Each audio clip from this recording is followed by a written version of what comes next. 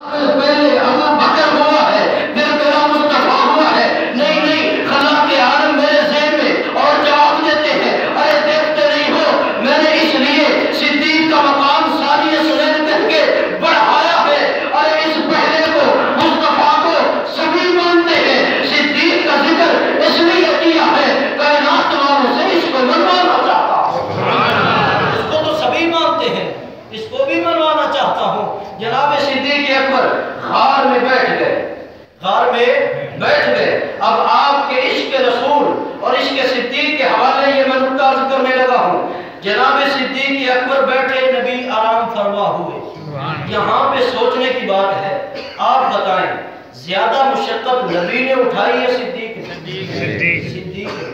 نبی رحمت للعالمین، نبی کیا ہے؟ کہتے صلی اللہ علیہ وسلم، رحمت کا تقاضا ہے۔ نبی کہتے ہیں صدیق آپ تھک گئے ہو، آپ آرام کیجئے، آپ آرام کیجئے۔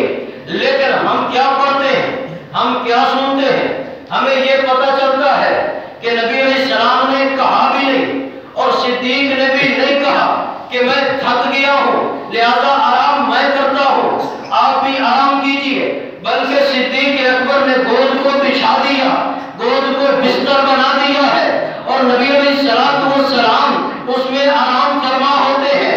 سوال اٹھتا ہے میرے پیغمبر کی رحمت والی صفت کے اوپر، نبی تو رحمت بن کے آئے ہیں، یہاں پہ رحمت کا تقاضا یہ تھا، نبی کہتے کہ آپ سو جائیں، آپ تھک گئے ہوں گے، لیکن نبی خود آرام کرنے لگے ہیں، صدیق بستر بنا کے بیٹھ گئے ہیں۔ ارے سوچنے کی بات نہیں ہے، ارے صدیق اکبر کی سیرت کا مطالعہ کرنے سے اس بات کا جواب مل جاتا ہے۔